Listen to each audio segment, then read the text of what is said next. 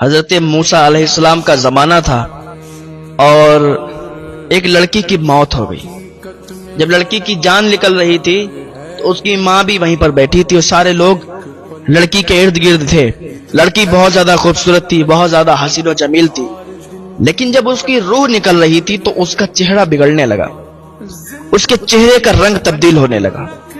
لوگ دیکھ کر حیران رہ گئے کہ اتنی حسین و جمیل، اتنی خوبصورت لڑکی، اور موت کے ٹائم جب روح نکل رہی ہے تو چہرہ بگڑ رہا ہے، اس کی شکل جانوروں کی طرح ہو رہی ہے۔ جب لڑکی کا چہرہ بگڑتے دیکھا، اس کی ماں دوڑی اور حضرت موسیٰ علیہ السلام کے پاس گئی اور کہنے لگی، حضور ایسا ایسا واقعہ ہے کہ میری بیٹی بہت زیادہ خوبصورت ہے، حسین و جمیل ہے، لیکن آج جب اس کا آخری ٹائم آیا ہے، آخری وقت آیا ہے، روح اس کی نکل رہی ہے، اور جیسے ہی اس کی جان نکلی تو اس کا چہرہ تبدیل ہو گیا، اس کا چہرہ بگڑ گیا ہے، نحوست بھرا چہرہ ہو گیا ہے۔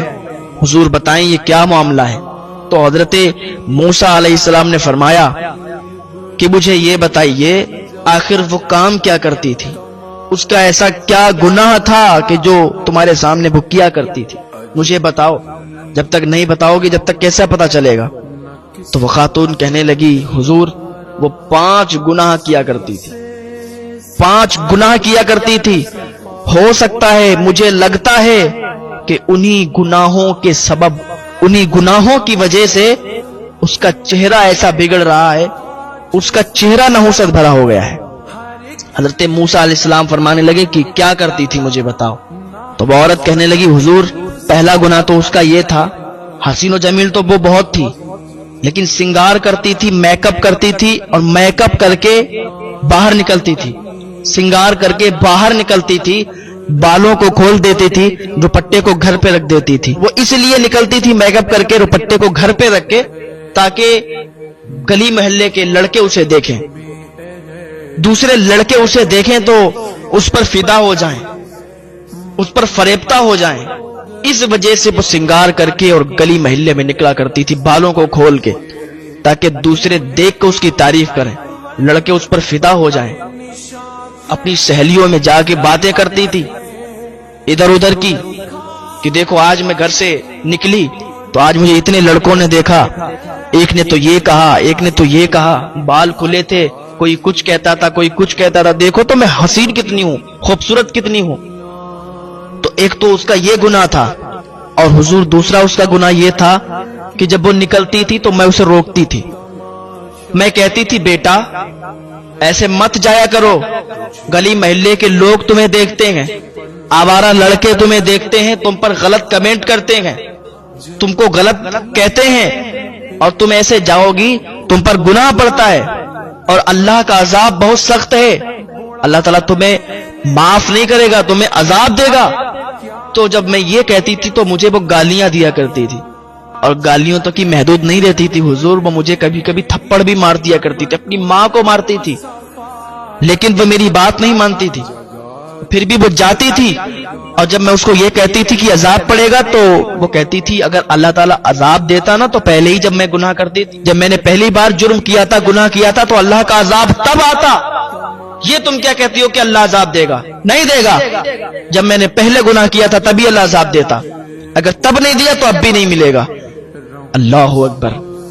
کہتی حضور میں اس کو سمجھاتی تھی کہ تجھے ابھی چھوٹ ملی ہوئی ہے، اللہ چھوٹ دیتا ہے اپنے بندوں کو، ابھی سدھر جا ورنہ وقت ایسا آ جائے گا کہ تو عذاب میں مبتلا ہو جائے گی، کیونکہ اللہ کی پکڑ بہت سخت ہے، جب اس کی پکڑ آتی ہے تو پھر کوئی نہیں چھٹا سکتا۔ اللہ نے چھوٹ دی ہوئی ہے تو وہ مانتی نہیں تھی حضور۔ اور اس کا تیسرا گناہ یہ تھا کہ وہ نماز نہیں پڑھتی تھی، نماز اس لیے نہیں پڑھتی تھی، کہتی تھی میرا میک اپ خراب ہو جائے گا، میں نے ابھی میک اپ کیا ہے، ہر وقت میک اپ میں رہتی تھی، ہر وقت بناؤ سنگار میں رہتی تھی، کہیں ادھر جا رہی کہیں ادھر جا رہی، کہتی تھی مجھے ٹائم نہیں ہے، اس لیے نماز نہیں پڑھتی تھی کہ میک اپ نہ خراب ہو جائے۔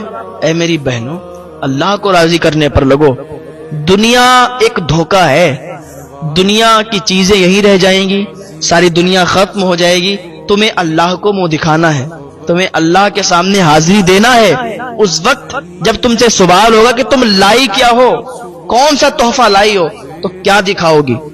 ہاں، تو دنیا کی باتوں میں نہ آئیں، اللہ کی عبادت میں لگ جائیں، اور کہا حضور اس کا چوتھا گناہ یہ تھا کہ وہ اللہ کی ناشکری کرتی تھی. کوئی بھی چیز اسے ملتی تھی، کوئی بھی چیز اسے ملتی تھی تو وہ اللہ کا شکر ادا نہیں کرتی تھی.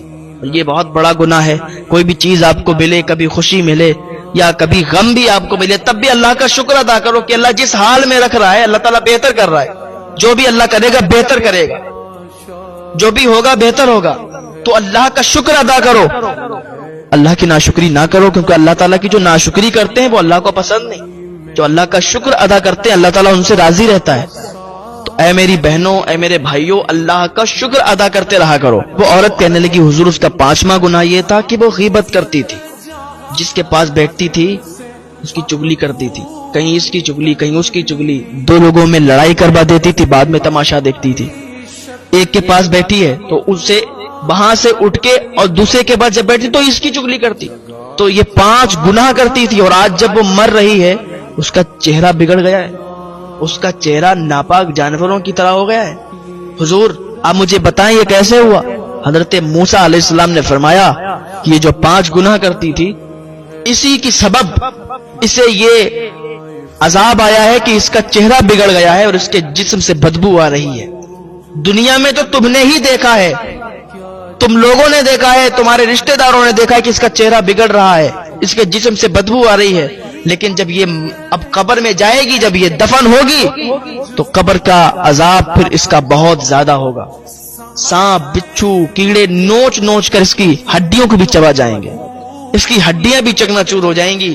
اس کے جسم کے ایک ایک گوشت کو ایسے سانپ، بچھو، کیڑے نوچ نوچ کر کھائیں گے. اور پھر ایسا نہیں ہے کہ پھر دوبارہ اسے موت آئے گی. وہ ایسی تکلیف ہے کہ وہاں پھر موت تو آنی نہیں ہے. ایک بار اگر مر گئے تو پھر دوبارہ مرنا نہیں.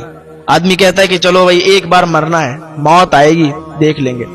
جب قبر ہوگی، قبر کے اندر جائیں گے اور جو وہ کیڑے مکوڑے نوچ نوچ کر کھائیں گے تو تکلیف ہوگی، موت نہیں آئے گی. یہ مت سوچنا کہ وہاں جب زیادہ تکلیف ہوگی تو مر جائیں گے، ایسا نہیں ہے، بس تکلیف دی جائے گی. تو اللہ کی بارگاہ میں توبہ کرو. اے میری بہنوں، اے میرے بھائیوں، اللہ کی بارگاہ میں آ جاؤ، توبہ کر لو. اللہ تعالیٰ تو ایک توبہ سے معاف فرما دیتا ہے. بس اللہ کی بارگاہ میں سچی توبہ کرو، اپنے گناہوں سے معافی طلب کر لو، اللہ تعالیٰ معاف فرما دے گا. ہاں ورنہ دنیا میں ہی آپ نے دیکھا ہوگا کہ لوگوں کے کیسی شکلیں بگڑ جاتی ہیں، لوگوں کے کیسے چہرے بگڑ جاتے ہیں. اور دنیا میں ہی آپ نے دیکھا ہوگا کئی لوگوں کو کیسے عذابات دنیا میں ہی شروع ہو جاتے ہیں، دنیا میں ہی لوگوں پہ عذاب آ جاتے ہیں. تو اگر عذاب سے بچنا ہے تو اللہ کی بارگاہ میں آنا ہوگا، عذاب سے بچنا ہے تو اللہ کی طرف آ جاؤ، اللہ کی طرف آ جاؤ، اللہ تعالیٰ معاف فرما دے گا. ابھی توبہ کے دروازے کھلے ہوئے ہیں، پتہ نہیں کب توبہ کا دروازہ بند ہو جائے اور پھر توبہ کی توفیق بھی نہ حاصل ہو. آئیں اللہ کی بارگاہ میں دعا کریں، اللہ تعالیٰ معاف فرمانے والا ہے. اللہ تعالیٰ ہمیں نیک عمل کرنے کی توفیق عطا فرمائے، اللہ ہمیں گناہوں سے بچنے کی توفیق عطا فرمائے.